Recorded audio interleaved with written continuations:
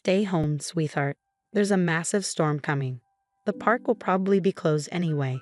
My mom's voice crackled through the phone, carrying that familiar tone of concern I'd grown up hearing.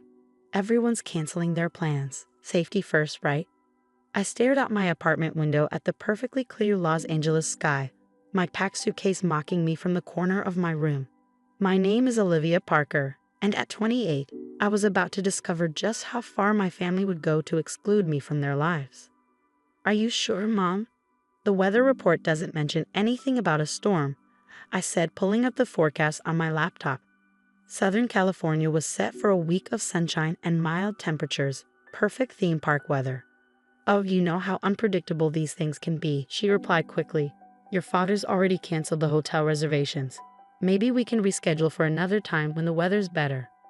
I wanted to argue, to point out that I'd taken time off work for this trip, that I'd been looking forward to our first family vacation in years. But experience had taught me it would be pointless. My younger sister, Madison, was probably already with them, her husband Tom too, all of them nodding along to Mom's weather concerns while secretly finalizing their plans. All right, I said quietly, keep me posted about rescheduling. The line went dead, and I sat there in silence, the familiar weight of exclusion settling over me. Working as an environmental engineer meant I often missed family gatherings due to project deadlines and fieldwork. But this time was different. I had specifically cleared my schedule, even turning down a major project to ensure I could make it. The next morning, I was drowning myself in work reports when my phone buzzed with an Instagram notification. Madison had posted a new photo. My finger hovered over the alert, a sense of dread already building in my stomach. I clicked it. There they were, all of them, standing in front of Sleeping Beauty's castle. Mom, Dad, Madison, and Tom, wearing matching Mickey ears and broad smiles. The caption read, "Perfect day at the happiest place on earth. #FamilyTime, #blessed." The timestamp showed it was posted just 20 minutes ago. My hands didn't shake as I screenshotted the post. My voice didn't waver as I forwarded it to my best friend, Diana, with a simple message, "Guess the storm cleared up." Diana's response was immediate. "Those manipulative. I'm coming over. Don't do anything until I get there." But I was already doing something. Years of being the family afterthought. The responsible one who was too busy, too serious, too different, had taught me to prepare for moments like this. I opened my laptop and pulled up a folder labeled Family Patterns. Inside were screenshots, emails, text messages, a documented history of similar incidents. The Thanksgiving they claimed was canceled due to food poisoning, only for Madison to accidentally tag everyone in her turkey dinner photos. The Christmas gathering that was too complicated to organize until I saw the group pictures on Dad's Facebook. Each excuse, each exclusion, carefully saved and dated. Diana arrived 30 minutes later, letting herself in with her spare key.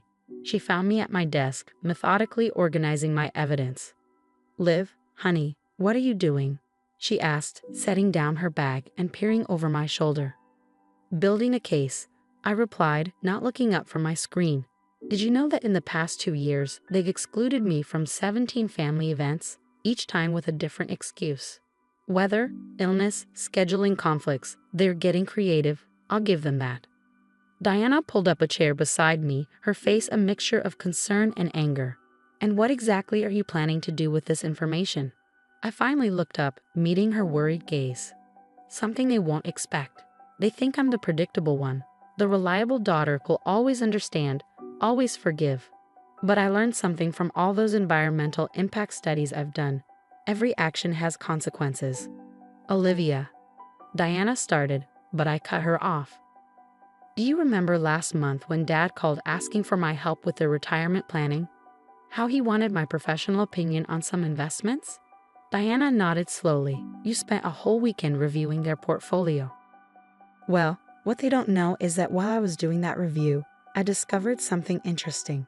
That dream house they're planning to buy next year, the one they think they're getting such a good deal on, it's sitting on contaminated land." Diana's eyes widened. "What kind of contamination?" "Nothing immediately dangerous," I assured her, pulling up another file on my laptop.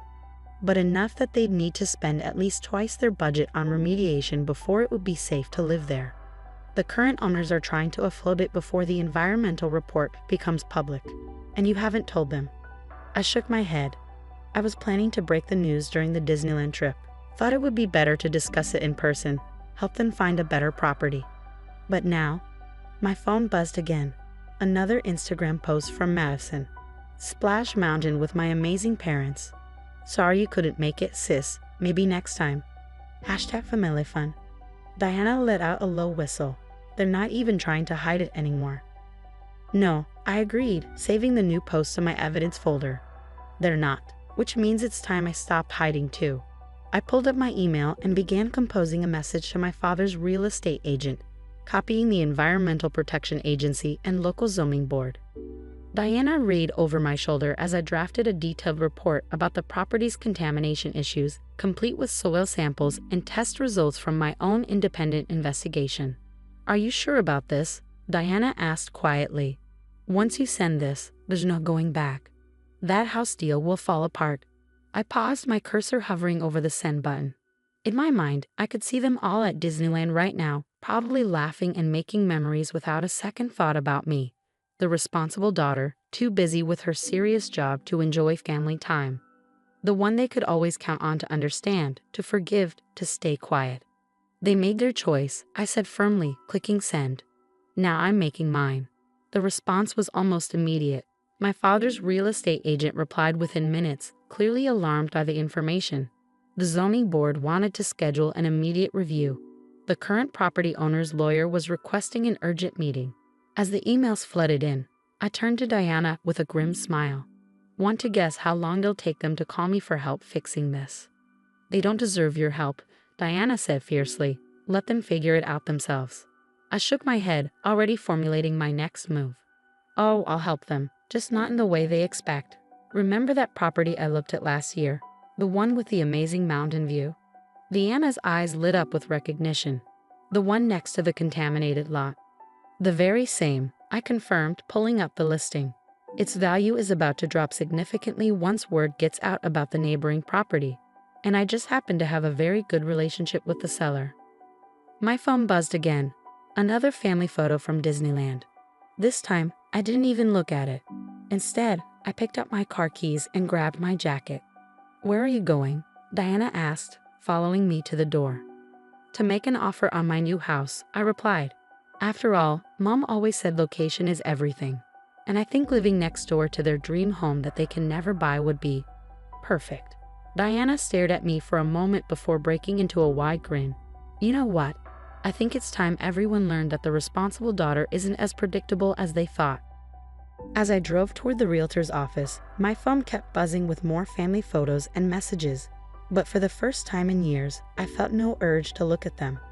They were at the happiest place on earth, making memories without me, and I was finally about to make some memories of my own, ones that would remind them that excluding me had consequences they never saw coming. The realtor, Sarah Palmer, was waiting for me when I arrived, clearly surprised by my unexpected visit. "Olivia, I wasn't expecting you today. Is everything all right?" I smiled, feeling more confident with each passing moment. "Everything's perfect, Sarah. Remember that Mountain View property we looked at last year? I think it's time we discussed making an offer." As Sarah pulled up the listing, I checked my email one last time. The zoning board had already scheduled an emergency meeting about the contaminated property. My father's real estate agent was frantically trying to reach him, and my phone showed 3 missed calls from my mother. Apparently, the storm had cleared up enough for them to worry about their investment. I turned my phone off and focused on Sarah's computer screen. "Let's talk numbers," I said. "I think we both know that property is about to become a very interesting investment opportunity." The rest of the afternoon passed in a blur of paperwork and negotiations. By the time I left Sarah's office, I had submitted a competitive offer on the Mountain View property, one that would be even more attractive once the news about the neighboring contaminated lot became public. Diana was still at my apartment when I returned, having ordered takeout and opened a bottle of wine. "Well?" she asked as I walked through the door. I held up the offer paperwork with a smile. "Let's just say that while they're enjoying their day at Disneyland, I'm about to become their worst nightmare. The neighbor they can't avoid and the daughter they can't ignore." Diana raised her wine glass in a toast. to the responsible daughter finally teaching them all about real responsibility. I clinked my glass against hers, feeling lighter than I had in years, to consequences they never saw coming. My phone remained off, sitting in my bag like a ticking time bomb. Tomorrow, I would deal with their calls, their excuses, their attempts to explain away both their Disneyland deception and the house disaster. But tonight, I would celebrate taking control of my own story. After all, they weren't the only ones who could make plans without including the whole family. The next morning, I woke up to 47 missed calls and over 100 text messages. My family had apparently discovered the impending disaster with their dream house sometime during their magical day at Disneyland. I scrolled through the messages while sipping my morning coffee. Mom, Olivia, please call immediately. It's an emergency. Dad, why didn't you tell us about the contamination? We need to talk now. Madison, OMG, Liv, you're literally ruining everything. Call Mom before she has a breakdown. Tom, hey, sis-in-law, whatever's going on, let's talk it out. The last message from my mother caught my eye. Mom, we're coming over. This needs to be discussed in person. I glanced at my watch. Knowing my family, they probably already left Anaheim and were headed straight for my apartment. I had maybe an hour before the storm they fabricated yesterday arrived on my doorstep. Perfect. I called Diana, who answered on the first ring. They're coming over, I said without preamble. Want me there? She asked immediately. No, I replied, moving to my home office, but stay by your phone. You're my witness to everything that's about to happen. I set up my laptop, opened a recording program, and positioned my phone to capture video of my entire office. Years of environmental impact studies had taught me the importance of documentation. Today would be no different. Right on schedule, at 9:47 a.m., my doorbell rang. I pressed record and opened the door to find my entire family standing there, still wearing their Disneyland outfits from yesterday, looking considerably less cheerful than their Instagram photos. How could you do this to us? My mother burst out before I could even say hello. She pushed past me into the apartment, followed by Dad, Madison, and Tom. I closed the door calmly. Do what exactly? Report an environmental hazard that could have seriously impacted your health and financial future, or are we talking about something else? Don't play innocent, Madison snapped, her Mickey ears slightly askew. You deliberately sabotage Mom and Dad's retirement plan. I walked to my office, knowing they would follow. Interesting choice of words, Madison. Let's talk about deliberate actions, shall we? I sat behind my desk, gesturing for them to take seats. My father remained standing, pacing near the window. The house deal is falling apart, he said, running his hands through his hair. The sellers are threatening legal action because we tried to back out. The real estate agent won't return my calls. The zoning board wants to schedule hearings. That sounds stressful, I said, pulling up my folder of evidence on my laptop. Almost as stressful as, say, taking time off work for a family vacation only to be told it was canceled due to a non-existent storm. The room went silent. Madison's face flushed red, while my mother suddenly became very interested in her shoes. That's completely different, my father stammered. Is it? I turned my laptop screen toward them, showing the folder labeled Family Patterns. Let's review some history, shall we? Last Thanksgiving, supposedly canceled due to food poisoning. Christmas too complicated to organize. My birthday dinner, postponed due to scheduling conflicts. And now, a family trip to Disneyland, canceled because of a storm that mysteriously only affected me. You're always so busy, my mother interjected. We just assumed. You assumed I wouldn't find out, or you assumed I would just accept it like I always do. I opened the Instagram photos they'd posted yesterday. At least try to be less obvious next time. Although I suppose there won't be a next time, will there? Tom, who had been quiet until now, leaned forward. Olivia, I understand you're hurt, but using your professional knowledge to sabotage your parents' retirement. I didn't sabotage anything. I cut him off. I reported a genuine environmental hazard that could have cost them their entire retirement savings. The fact that I chose to report it today instead of discussing it with them during our family trip, the one that was canceled due to dangerous weather, is simply unfortunate timing. Madison jumped up from her chair. This is exactly why we don't include you in things. You're always so calculating, so cold. Everything has to be documented and analyzed. You can't just let things be. I smiled, gesturing to my recording setup. You mean like I'm documenting this conversation right now? They all froze, finally noticing the phone recording them and a computer program running in the background. You're recording this? My father asked incredulously. Of course I am. Just like I've documented every excluded event, every lie, every excuse for the past 2 years. Would you like to see the spreadsheet? I categorize them by type of excuse used. Weather is actually pretty low on the list. You seem to prefer health-related emergencies. My mother sank into a chair, her face pale.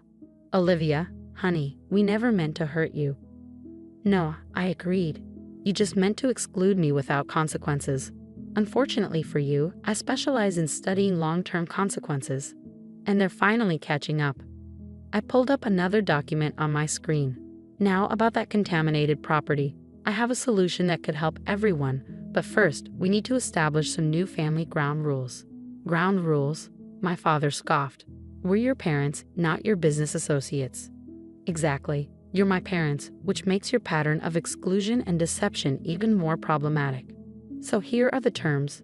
Complete honesty from now on. No more fake cancellations. No more excuses. If you don't want me at an event, say it to my face. Madison rolled her eyes. Or what? You'll keep sabotaging our lives. No, Madison. I'll simply continue letting natural consequences unfold. Like the consequence of the neighboring property I just made an offer on yesterday. My father's head snapped up. What neighboring property? The Mountain View lot next to your dream house. The one that's about to become an incredible bargain once news of the contamination goes public. I think you'll make a lovely weekend home, don't you? We'll be neighbors. The color drained from my mother's face. You wouldn't. Why not? It's a sound investment. The contamination doesn't affect that lot, and the price will be fantastic once your dream property is officially declared a hazard. I might even build a pool. We can watch the remediation work from it. Tom let out a low whistle. Damn, Olivia. I didn't think you had this in you.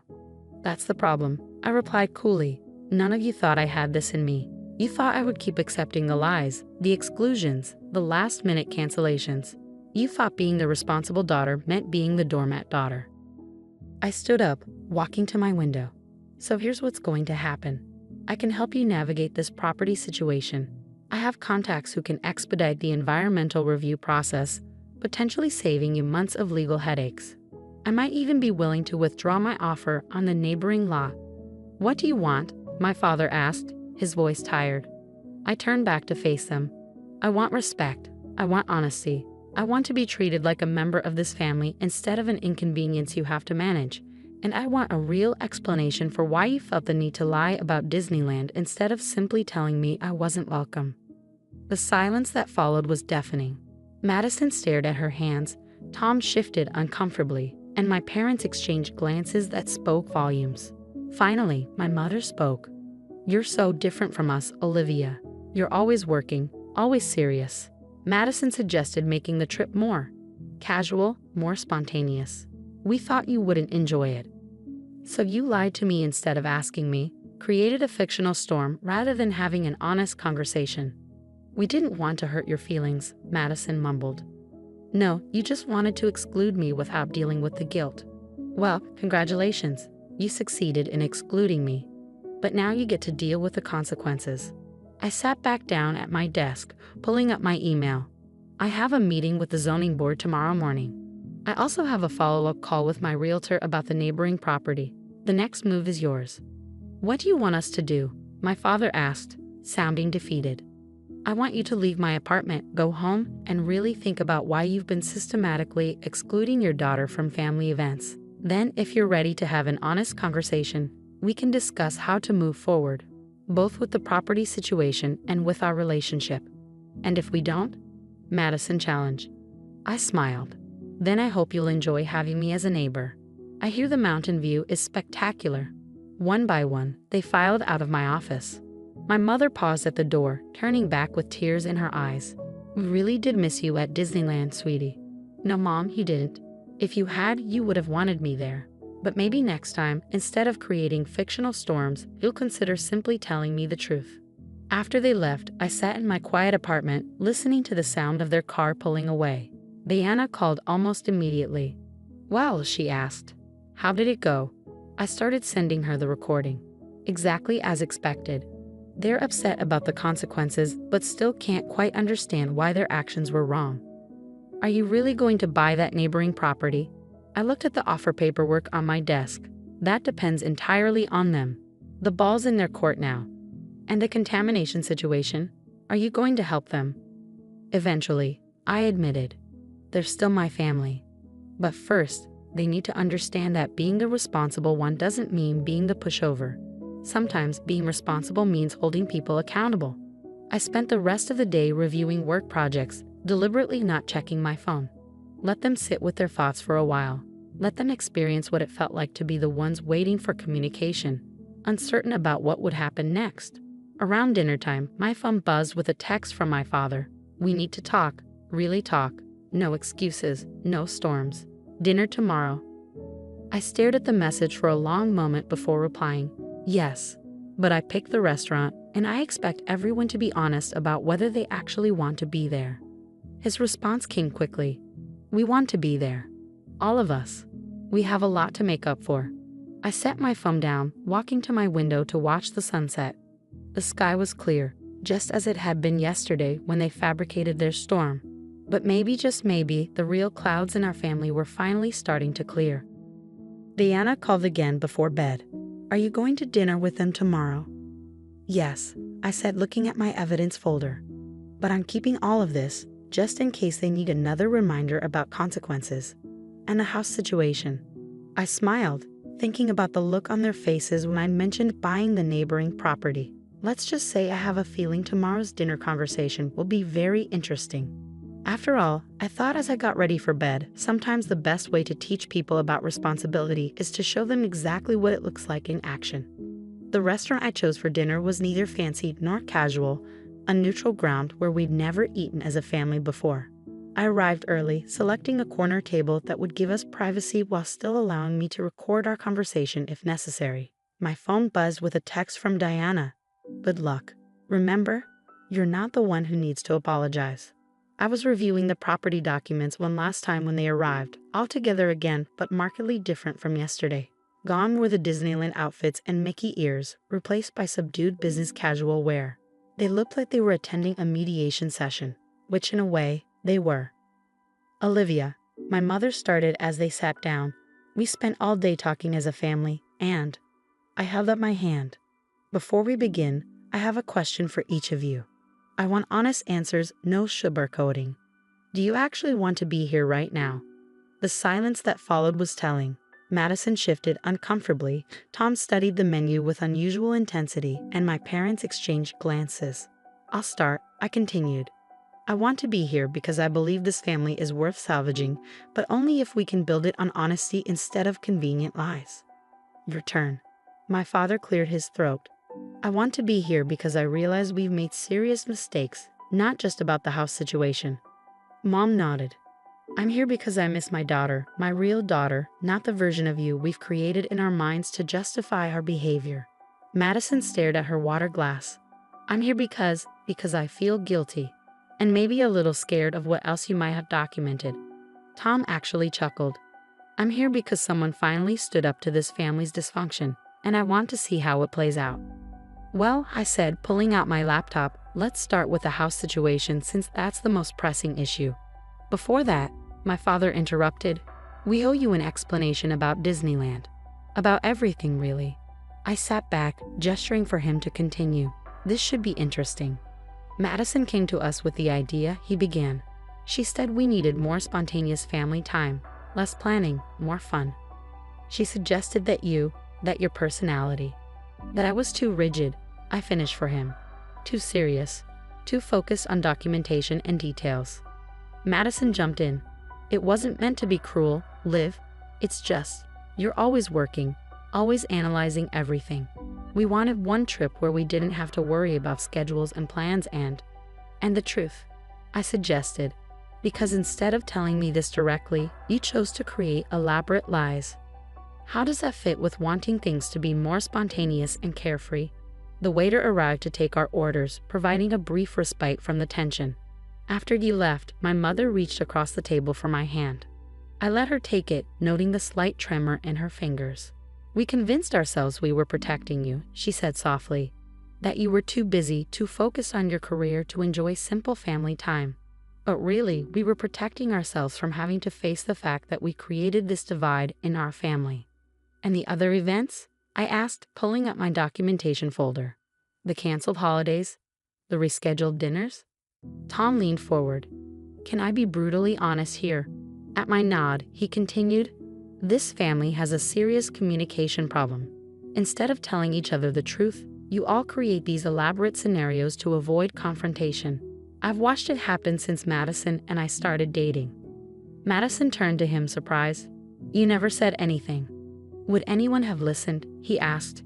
Even our wedding had 3 different fake crises created to manage the guest list without actually telling anyone they weren't invited. I couldn't help but smile. Let me guess. Weather, illness, and venue capacity issues. Got it in one, Tom confirmed. It's like this family has a playbook for avoidance. Which brings us back to the house situation, I said, turning my laptop around to show them the environmental reports. Did it occur to any of you that if you'd actually included me in the Disneyland trip, you might have learned about the contamination issue in a much less dramatic way? My father's face fell. I haven't been able to reach the seller since yesterday. Their lawyer says they're considering legal action for breach of contract. I know, I replied. I've been copied on most of the emails. Would you like to know what I've been doing while you were all discussing my personality flaws? I pulled up another document, this one showing a series of email exchanges with environmental consultants and legal experts. I've been working on a solution. The contamination isn't as severe as initially reported, and there's a remediation plan that could make the property safe within 6 months. The cost would be significant but less than you'd lose in a legal battle with the current owners. My mother's eyes widened. You've been helping us, even after everything. That's what family does, Mom, real family, not the kind that creates fake storms to avoid difficult conversations. Madison leaned forward, actually looking interested for the first time. What about the neighboring property? Were you really going to buy it? I smiled. The offer was real. Still is actually. But I'm willing to withdraw it on one condition. What's that? My father asked. Complete transparency from now on. No more fake cancellations, no more convenient excuses. If you don't want me at an event, tell me. If you think I'm being too rigid or serious, say it to my face. I'd rather hear the harsh truth than discover another elaborately constructed lie. The waiter returned with our food, and we ate in contemplative silence for a few minutes. Finally, my father spoke up. The property next door, you knew about it before all this happened, didn't you? You've been watching both properties. I nodded. I've been monitoring real estate in that area for months. When you mentioned you were looking at the dream house, I started investigating. That's what I do, Dad. I pay attention to details. It's not a flaw in my personality, it's what makes me good at my job and apparently good at protecting this family even when they're excluding me. We don't deserve your help, my mother said quietly. Maybe not, I agreed. But that's another difference between us. I don't help because people deserve it. I help because it's right. Now would you like to hear my plan for dealing with this situation? They all nodded, and I spent the next 20 minutes outlining the remediation strategy I developed. My father asked intelligent questions about the timeline and costs, while Madison actually took notes. Tom looked impressed, and my mother kept wiping tears from her eyes. Later that night, as I updated Diana on everything that had happened, she asked, "Do you really trust them to change?" I looked at my evidence folder, still saved on my laptop. Trust needs to be earned. They're starting from zero, but at least now they're starting from a place of truth. And I'll keep documenting everything, just in case. Once an environmental engineer, always an environmental engineer, she teased. Exactly, I agreed. Some habits are worth keeping. 3 months after the Disneyland incident, I stood with my family outside the newly remediated Dream House, watching as the environmental inspectors conducted their final assessment. The property that had nearly torn our family apart was about to become a symbol of our reconstruction. Hard to believe it's the same place, my father said, reviewing the inspection checklist I'd created. You really pulled off a miracle here, Olivia. I smiled, remembering the intense negotiations and late-night planning sessions that had gotten us to this point. The remediation had been expensive, But my solution had saved them hundreds of thousands compared to the potential legal battles they had been facing. "Look what came up in my Facebook memories," Madison called out, holding up her phone. It was the photo from Disneyland, the one that had exposed their deception. "We look so smug. I can't believe we thought we'd get away with it." To be fair, Tom added, none of us expected Olivia to have a documentation folder worthy of a federal investigation. My mother touched my arm gently. "I found something yesterday while cleaning out the attic. I think you should see it." She handed me a worn notebook, its pages yellowed with age. Opening it, I recognized my childhood handwriting, detailed notes about family events, carefully documented even then. "You've always been like this," she said softly. "Always paying attention, always noticing things. We treated it like a flaw, but look what it did. It saved this house. It saved our family." The lead inspector approached, clipboard in hand. "Miss Parker, we're ready to review the final results." For the next hour, we went through every detail of the remediation. The contamination had been fully addressed, the soil restored to better than original condition. The property was now safer than most in the area, thanks to the extensive work we'd overseen. "I have to admit," my father said as we walked through the house afterward, "I understand now why you document everything. This whole process would have been impossible without your attention to detail." I paused in what would become their living room, remembering our dinner conversation 3 months ago. "It's not just about the documentation, Dad. It's about trust, about knowing where you stand." Madison flopped onto one of the plastic-covered sofas. "Speaking of trust, we need to talk about the family trip we're planning." "Ah, yes, the makeup trip." After the Disneyland debacle, they'd suggested a do-over, a chance to create new family memories without deception. We'd been planning it together, openly and honestly, for the past month. "Everyone's cards on the table," I said, sitting across from her. "How are we feeling about it?" My mother joined us, perching on the arm of the sofa. "I'll start. I'm excited but nervous. I keep catching myself wanting to fall back into old patterns, trying to manage everyone's experiences instead of just being honest." "I appreciate the honesty," I replied. "Madison?" She twisted her hands in her lap. "I'm worried it won't be as spontaneous with all the planning, but I'm trying to understand that spontaneous doesn't have to mean secretive." Tom raised his hand. "I'm just happy we're actually talking about these things instead of creating elaborate weather-related excuses." We all laughed, the sound echoing through the empty house. Even that had changed. Our laughter was more genuine now, less forced. We've learned that real joy doesn't need to be manufactured or managed. "The contractors can start moving your furniture next week," I said, checking my project timeline. "Just in time for the housewarming party." My father looked up sharply. "You're still coming to that, right? Even though we didn't handle the guest list very well initially?" He was referring to their first attempt at planning the housewarming, where they had fallen back into old habits, trying to create separate events to manage different groups of guests. I caught them in the act, thanks to my ongoing documentation, and called them out on it. "Yes, Dad, I'm coming. Because you admitted what you were doing, and we talked about it like adults." That's all I ever wanted. Honesty, even when it's uncomfortable. Madison stretched out on the sofa. "Remember when we thought you were just being difficult? That you were too rigid and serious?" To be fair, I replied, "I am serious, and I do like things to be properly documented.